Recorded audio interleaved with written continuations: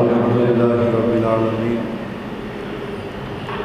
والصلاة والسلام على من كان نبي وآدم بين الماء والطين وعلى آله وأصحابه وأولياء أمته أجمعين.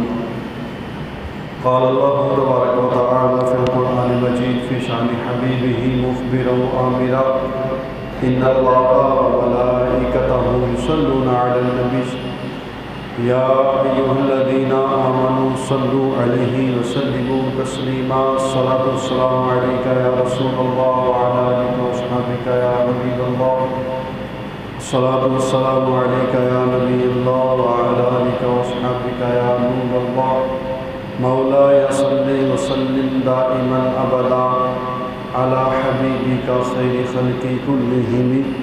یا ربی بالمصطفى بلغ مقاصدنا واغفر لنا ما مضى يا واسع الکرم. اللہ تبارک و تعالیٰ کا احسان، اللہ تبارک و تعالیٰ کا کرم کہ خالق کائنات جل جلالہ نے زندگی میں ایک بار پھر رمضان کی بابرکت گھڑیاں نصیب فرمائی. سب سے پہلے تو آپ سب حضرات کو رمضان کی مبارکباد پیش کروں گا. آپ سب کو رمضان بھی مبارک ہو. یہ اللہ تعالیٰ کے یقیناً مسلمانوں پر احسان ہے کہ اللہ تبارک و تعالیٰ نے مصطفیٰ جان رحمت صلی اللہ علیہ وسلم کے صدقے میں ہمیں رمضان المبارک جیسی نعمت عطا فرمائی. رمضان المبارک جیسی نعمت عطا کر کے اس مہینے میں مغفرتوں کے پروانے جاری فرمائے. کئی خوش نصیب ایسے ہیں جو رمضان المبارک جب تشریف لایا، رمضان المبارک کے تشریف لانے کے بعد انہوں نے عبادتیں کرنا شروع کر دی.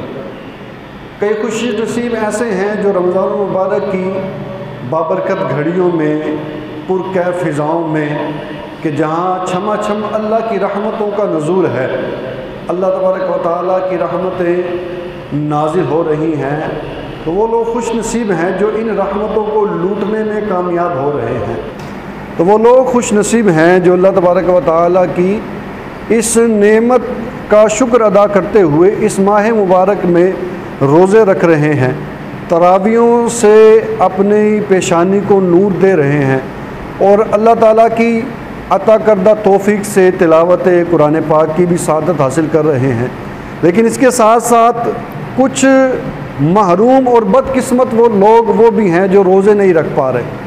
کچھ محروم اور بدقسمت لوگ وہ بھی ہیں کہ جو تراویح نہیں پڑھ پا رہے، یا تراویح پڑھتے تو ہیں لیکن بیچ میں سے آدھی چھوڑ جاتے ہیں.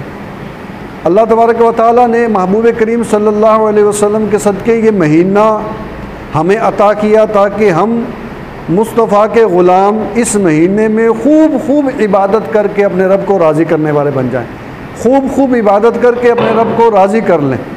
جبکہ بعض محروم اور بدقسمت لوگ ایسے ہیں کہ اس رحمتوں والے مہینے میں بھی کہ جس کی ہر گھڑی رحمت بھری ہے، ہر گھڑی میں اللہ تعالیٰ کی رحمتیں نازل ہو رہی ہیں، ہر گھڑی میں اللہ تبارک و تعالیٰ اپنے بندوں کو مغفرتوں سے نواز رہا ہے، ہر گھڑی میں اللہ تبارک و تعالیٰ کی رحمتوں کی چھما چھم برسات ہے.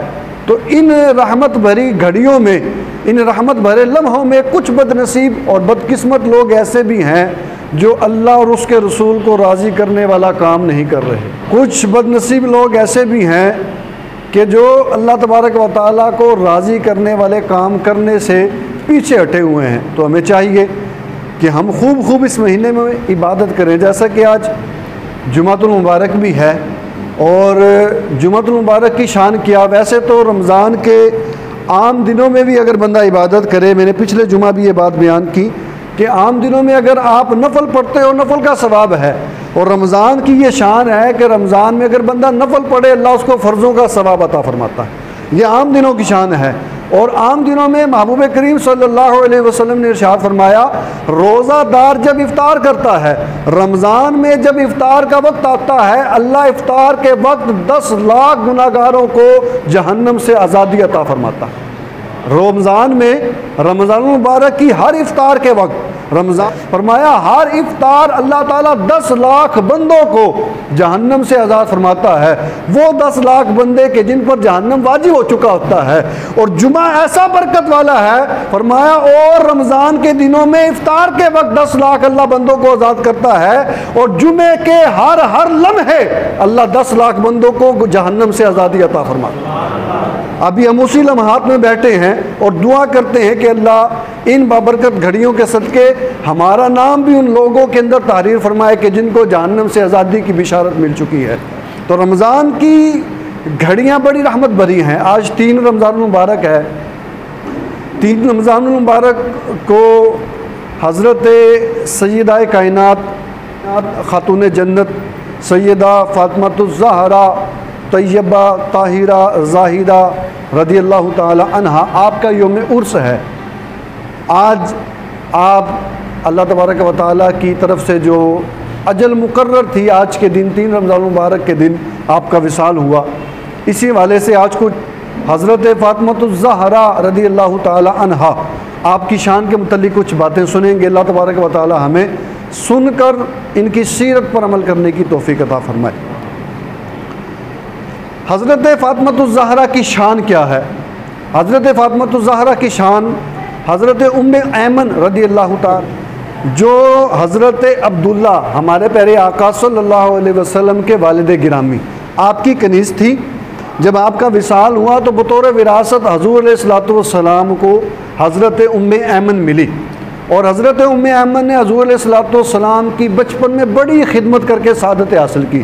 یعنی جیسا کہ حضرت حلیمہ سعدیہ نے مصطفیٰ جان رحمت کو بچپن میں کھلایا، مصطفیٰ جان رحمت کی بچپن میں خدمت کی، مصطفیٰ جان رحمت کو بچپن میں پالا سنوارا سجایا، ایسے ہی حضرت ام ایمن رضی اللہ تعالی عنہا کو رب نے یہ رتبہ عطا فرمایا کہ آپ بچپن مصطفیٰ میں مصطفیٰ صلی اللہ علیہ وسلم کو خود کھلایا کرتی، مصطفیٰ صلی اللہ علیہ وسلم کو تیار کیا کرتی، مصطفیٰ صلی اللہ علیہ وسلم کو سجایا کرتی۔ اور آپ کے بارے میں میرے کملی والے آقا علیہ السلام نے فرمایا حضرت ام ایمن میری دوسری ماں ہے، میری دوسری ماں ہے۔ یہ فرماتی ہیں ایک مرتبہ میں حضرت فاطمۃ الزہرا رضی اللہ تعالی عنہا کے گھر گئی، رمضان المبارک کا مہینہ تھا، آج کل اتنی گرمی نہیں، آپ میں سے جو مکے مدینے گئے ہیں ان کو پتہ ہے کہ عرب میں گرمی کیسی ہوتی ہے، اللہ ہم سب کو بھی نصیب کرے مکہ مدینہ۔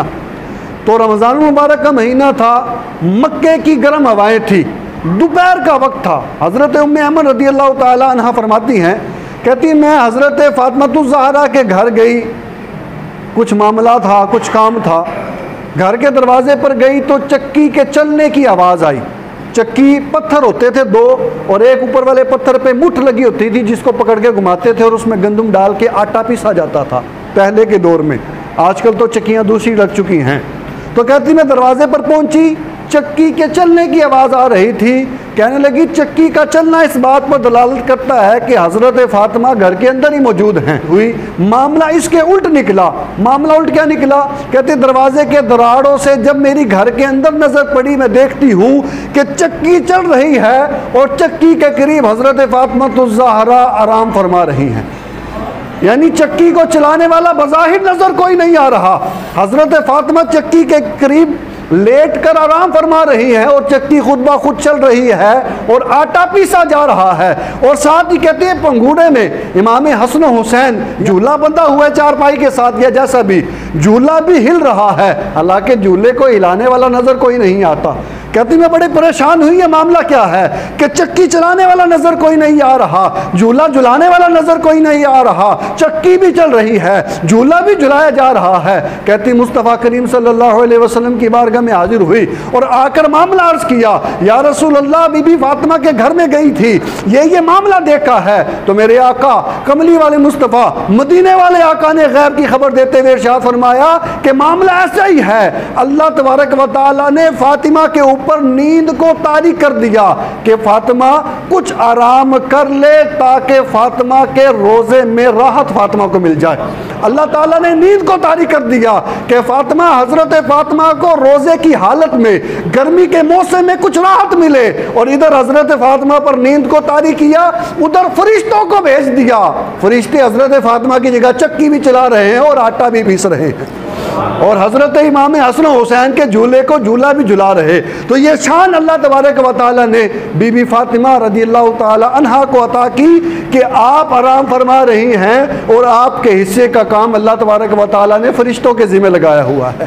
حضرت فاطمہ رضی اللہ تعالی عنہا کا مختصر سا تعارف، یہ ایک قول کے مطابق آپ ہجرت کے پہلے سال، یعنی جب نبی کریم صلی اللہ علیہ وسلم کی 41 برس عمر ہوئی، آپ کی ولادت تب ہوئی.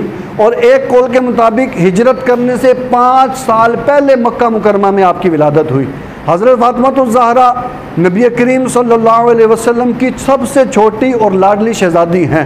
حضرت فاطمہ الزہرا رضی اللہ تعالی عنہا کے بارے میں مصطفیٰ کریم صلی اللہ علیہ وسلم نے ارشاد فرمایا کہ فاطمہ کا نام میرے رب اللہ تبارک و تعالیٰ نے خود رکھا ہے. یعنی حضرت فاطمہ، یہ جو نام فاطمہ ہے، فرمایا یہ نام اللہ تبارک و تعالیٰ کی طرف سے آیا ہے کہ اللہ تبارک و تعالیٰ نے حضور علیہ السلام کی شہزادی کا نام فاطمہ رکھا. اور فاطمہ کیوں رکھا؟ پیارے آقا علیہ السلام اس کی وضاحت کرتے ہوئے فرماتے ہیں فاطمہ اللہ تبارک و تعالیٰ نے نام اس لیے رکھا کہ اللہ تبارک و تعالیٰ نے میری شہزادی کو دوزخ سے محفوظ فرما لیا ہے. میری شہزادی کو دوزخ سے محفوظ فرما لیا.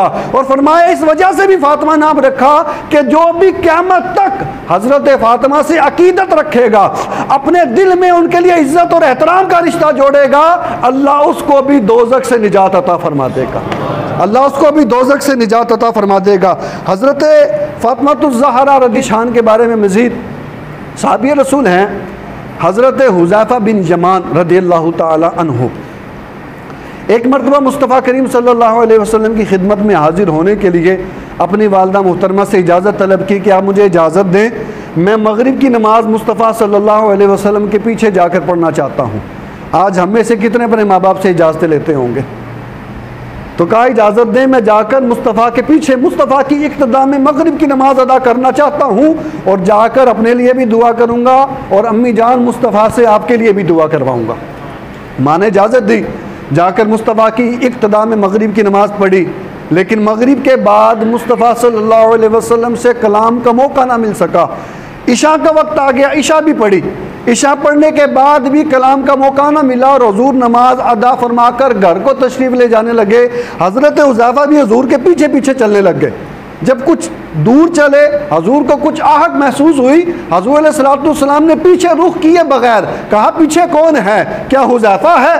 پیچھے کون ہے؟ کیا حذیفہ ہے؟ حالانکہ حضور نے بھی پیچھے مڑ کر نہیں دیکھا تھا.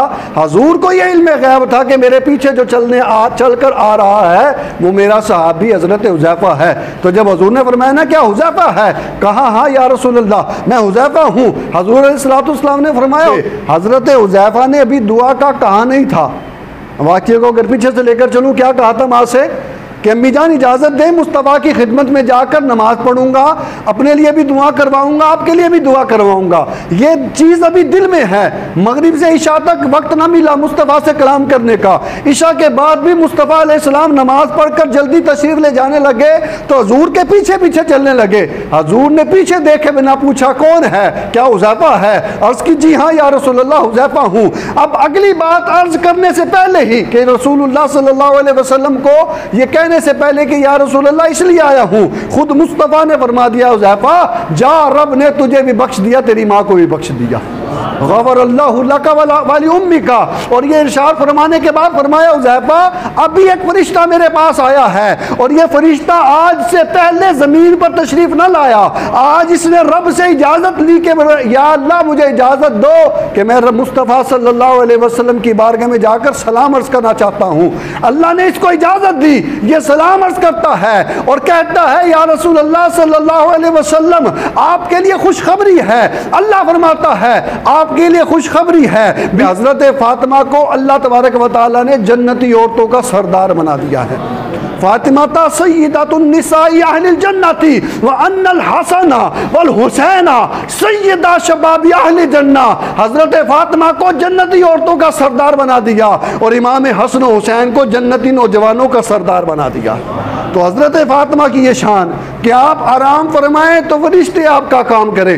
حضرت فاطمہ کی یہ شان کہ آپ اگر حضور علیہ الصلوۃ والسلام کی خدمت میں حاضر ہو جائیں, حضور علیہ الصلوۃ والسلام اٹھتے ہیں, آپ کے ماتھے پر بوسہ دیتے ہیں اور آپ کو اپنے قریب بٹھاتے ہیں. حضرت فاطمہ کی یہ شان کہ مصطفیٰ جان رحمت صلی اللہ علیہ وسلم نے فرمایا حضرت فاطمہ جنتی عورتوں کی سردار ہے. حضرت فاطمہ کی یہ شان مصطفیٰ جان رحمت صلی اللہ علیہ وسلم نے فرمایا میری بیٹی فاطمہ دنیا کی تمام عورتوں کی سردار ہے اور جنتی عورتوں کی بھی سردار ہے, اور فرمایا فاطمہ میرا ٹکڑا ہے, فاطمہ میرے جسم کا حصہ ہے. جس نے فاطمہ کو تکلیف دی اس نے مجھے تکلیف دی, اور جس نے فاطمہ کو خوش کیا اس نے مجھ کو خوش کیا. یہ حضرت فاطمہ کی شان. اور آج حضرت فاطمہ کا عرس ہے. اللہ تبارک و تعالی ہمیں حضرت فاطمہ رضی اللہ تعالی عنہا کی سیرت پر عمل کرنے کی توفیق عطا فرمائے. اسی سے ریلیٹڈ ایک گفٹ بھی دے کر آپ کو جانا چاہوں گا جو حضرت فاطمہ کے صدقے ہی ہمیں ملا. ہم میں سے اکثر تقریباً سب ہی کام کاج کرنے والے ہیں, اور آج کل تو زیادہ کام کاج کرنے کے بعد تقریباً عصر کے بعد بندہ نڈال ہو ہی جاتا ہے. ظہر تک تو جسم میں کچھ توانائی باقی رہتی ہے, لیکن عصر میں جا کر نڈال ہو ہی جاتا ہے. یا عام روٹین میں بھی سارا دن کام کر کے بندہ تھک جاتا ہے, اور ایسی تھکاوٹ ہوتی ہے کہ بستر پر لیٹنے کے بعد سمجھ نہیں آتا بندہ کہاں گیا, یعنی فوراً آنکھ لگ جاتی ہے. اچھا کاش میرا یہ پیغام میری ماؤں بہنوں کو پہنچے. آج ہماری مائیں بہنیں بعض اوقات گھر کا کام کرتے ہوئے شرماتی ہیں, گھر کا کام کرتے ہوئے شرماتی ہیں. لو جی میں گھر کا کام کروں, نوکرانی رکھ لو, یہ کر لو وہ کر لو. سیدہ فاطمہ تو زہرا رضی اللہ تعالی عنہا گھر کا کام خود کیا کرتی, آٹا خود پیسا کرتی. یہ جو سفید داڑھی والے بزرگ ہیں ان کو پتہ ہوگا پہلے کی چکی کس طرح کی تھی, میں نے دیکھی ہے, اس کو چلانے کی بھی سعادت ملی ہے.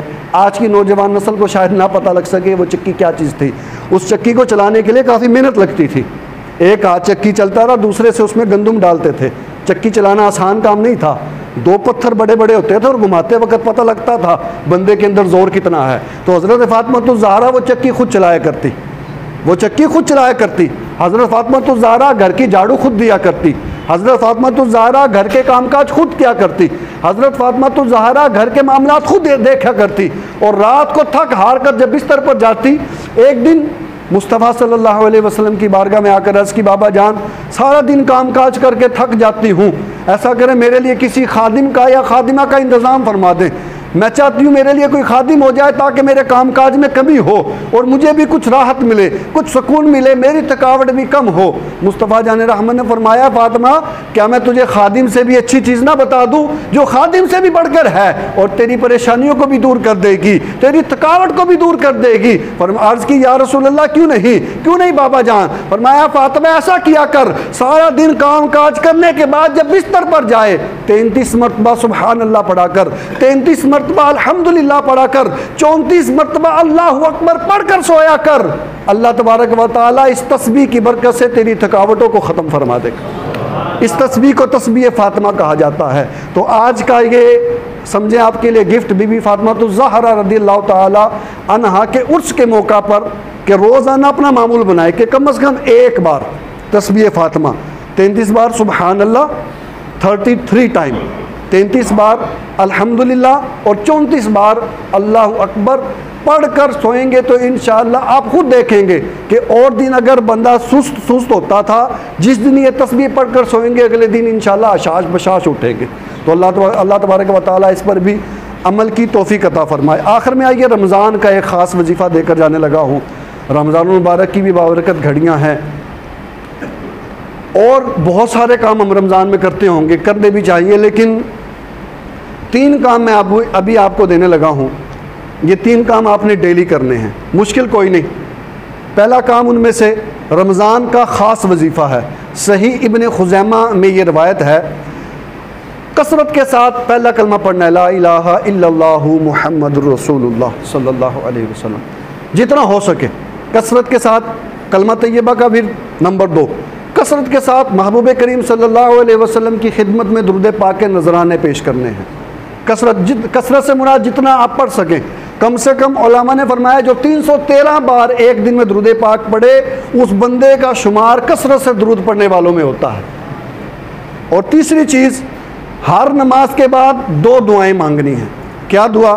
پہلی دعا یہ مانگنی یا اللہ مجھے جنت میں ٹھکانہ عطا فرما، اور دوسری دعا یہ مانگنی یا اللہ مجھے دوزخ سے نجات عطا فرما۔ تو تین چیزیں، پہلا کام کلمہ طیبہ کا ورد کرنا ہے، دوسرا کام درود شریف عرض کرنا ہے حضور اسلام کی خدمت میں، تیسرا کام یہ دعا مانگنی ہے کہ یا اللہ رمضان کریم کے صدقے میں مجھے جنت میں ٹھکانہ عطا فرما، اور رمضان کریم کے صدقے میں مجھے دوزخ سے نجات عطا فرما۔ یہ تین کام کرتے ہوئے رمضان گزارے، انشاءاللہ عز و جل برکتیں ہی برکتیں اللہ تبارک و تعالی نصیب فرمائے گا۔